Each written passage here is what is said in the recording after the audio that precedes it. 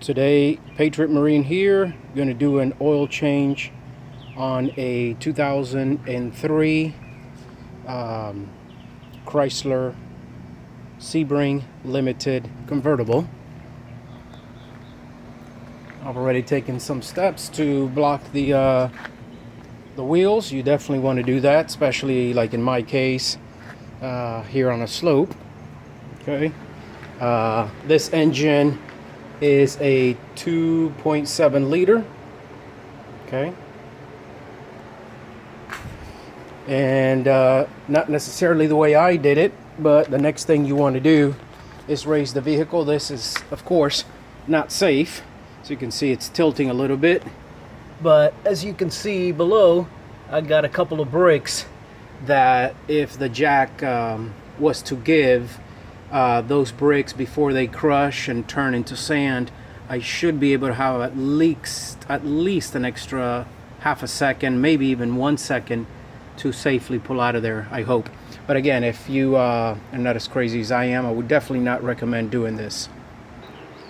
Next thing you want to do is you're going to need a 5/8. Okay, you're going to need a 5/8 socket or wrench in order to remove, which I've already done, the drain plug. Okay. This one was very clean, so I'm assuming by that, and of course by doing this, doesn't have a magnet. Some of them have a little magnet on the tip, and that helps collect all the little pieces of metal that your transmission throughout the years may be slightly coming. Okay, so now I'm underneath here. Of course, as I said, I had already removed the drain plug, which happens to be right here. Where's my finger? Right here next to the oil filter. So I've waited a little bit. I like to make sure that everything is drained out. So I myself, what I'd like to do is I lower the vehicle again, so that way it's level and all the oil drains out. Then of course you want to go ahead and remove the cap to allow more air in there, and that way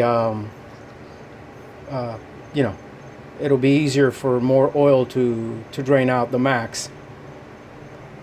Okay, next thing you want to do is grab your new oil filter and get some clean oil and run just a little bit of oil around that seal. Okay, let's see if I can get in there and show you what it looks like, in case you also don't have much room. This is what you'll be working with.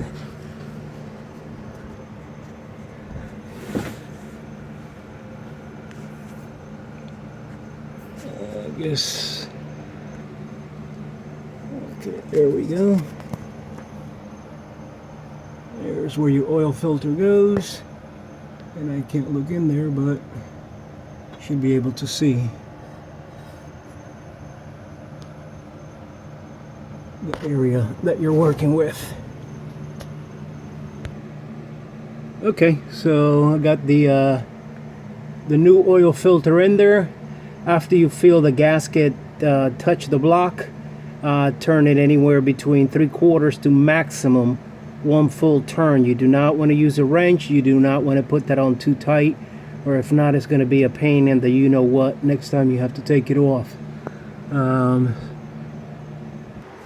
Of course, now you want to go ahead and lower the vehicle and put your 5 quarts of oil in here. If you're 100% sure, of course, you got the oil filter on and the drain plug back on. Okay, just finished putting the 5 quarts of oil. If you don't have a funnel, here you go. Cut the top off a 2-liter Coke or Pepsi or whatever. Works just as good or better than a funnel, and save $5-10, whatever. So now what I'm going to do, I'm going to check the dipstick. Of course, you want to wait a minute or two for all the oil to go down through the top of your engine to the oil pan, and check that it's between the minimum and the max. Then you want to go ahead and start the engine, let it run for a little bit, check for leaks. I would even recommend, you know, maybe drive it around for 5 minutes or so. And that pretty much should be it. Saved you going down and sitting in a waiting room at a dealership or one of these oil places. I like to do as much as I can myself. I mean, if you are one of those like me that are, you know, so-called preparing for shit hit to the fan, these are things that even if you can afford or you don't like doing it, these are the kind of things that keep you up and going and knowing how to do things and reminding you how to do things and learning new things. So I like to try to fix everything around the house that I can also, other than just the other stuff and the other videos that I post.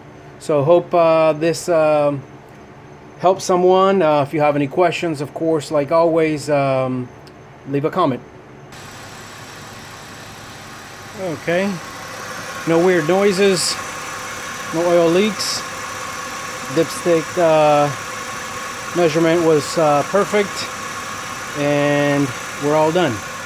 Okay, so that's just a little over 6-minute video on how to change the oil on a 2003 Chrysler Sebring Limited convertible with a 2.7 liter engine, or could be any V6 2.6 liter engine. Pretty simple. Next week, if the parts come in, I will be changing.